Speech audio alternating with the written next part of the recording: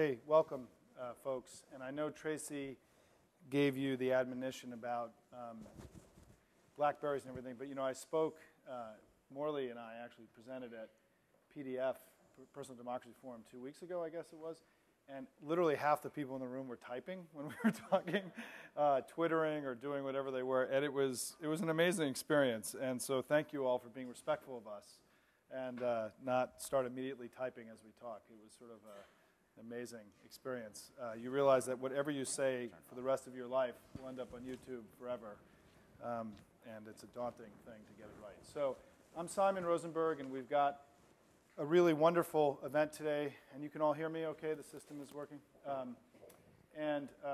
This is really meant to be sort of a report from people who've been on the front lines of this incredibly fast-changing and really remarkable global media revolution that is taking place. We all know the story, right? I mean, Barack Obama, Howard Dean here in the US created and helped pioneer a new politics that has made it lowered the barrier to entry for average everyday people into politics and governing. We are at the very beginning of this age, and I think there's so much more that will happen over time.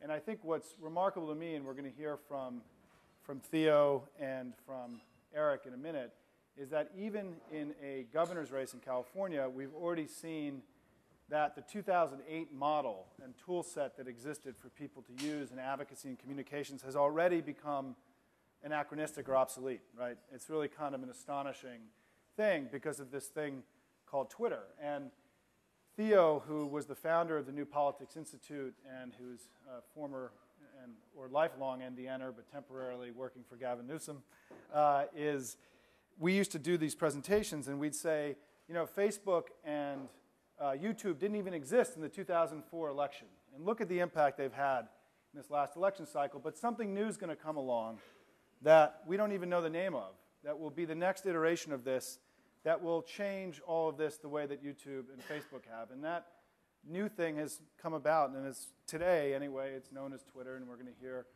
a lot more about that from Theo Udinsky and Eric J. from the remarkable Gavin Newsom campaign.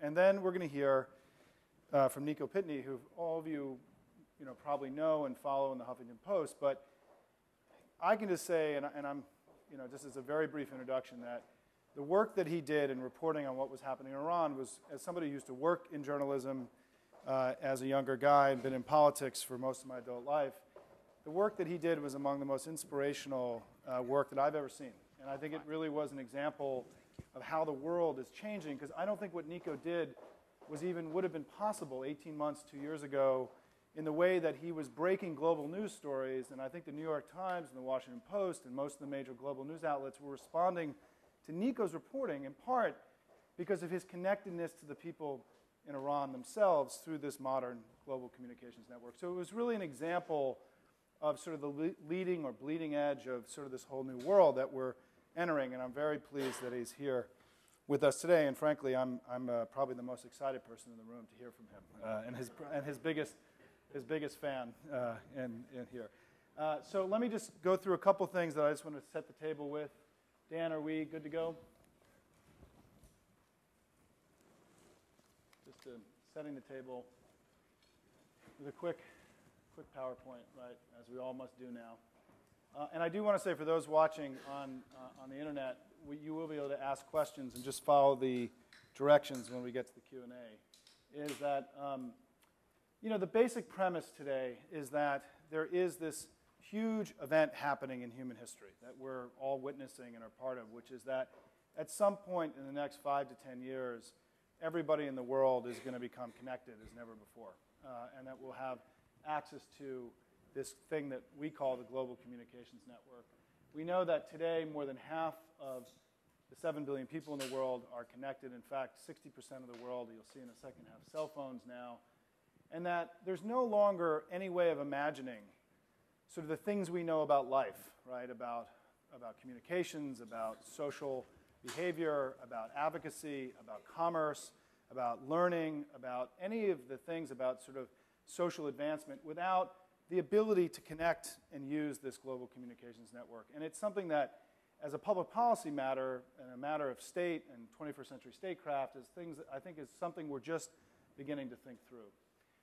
Part of what's accelerating this trend is the explosion of young people here and around the world. That people who are growing up sort of with this technology as second nature and ingrained into the way that they see the world, as opposed to something that they're learning in middle age. I mean, I always joke that one of the reasons why Twitter's becoming cool is because for young people, once their parents got on Facebook, it was no longer something that they really wanted to hang out with anymore. And so it created an opportunity for this new thing to come along. And this shows what's happening, and I want to credit Morley Winograd and Mike Hayes, the authors of Millennial Makeover, who are fellows here at NDN for this work, is that you're seeing this explosion of the millennial generation, the largest generation in American history, and they will continually exert themselves in American political life, further accelerating this bottom-up media revolution here in the U.S. But something similar is happening, particularly in the developing world. I mean, one of the reasons why Iran was so media intensive and what happened with Nico was so important was that 70% of Iranians are under 30. In Afghanistan, the median age, I think, Nico, is 17, right? Mm-hmm. And if you look globally, right, one-third of the world, and one-third of people growing up in developing countries are under 15. And if you see this sort of the age scale, this is the developed world, right, which is very evenly distributed.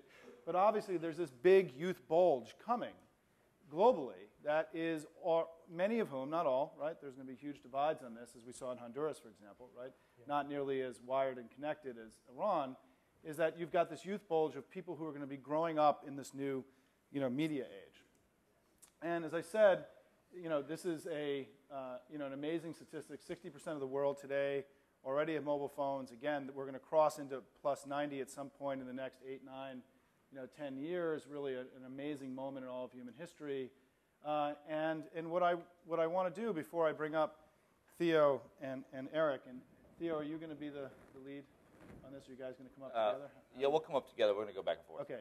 Is that I just think this is a remarkable time to be alive. And I think that what we are seeing and what we saw in Iran in Nico's work is that this idea that the world is sort of waking up, and we have all these countries that are struggling to govern themselves in a time where the tools for democratization and information flow are beyond anything that we've ever could have imagined. And I think we're really entering a different period in our history, in human history, and I think that it is exciting to be part of this. It's great to be here with all of you today, and let's get on with the show. Eric and Theo, welcome, guys.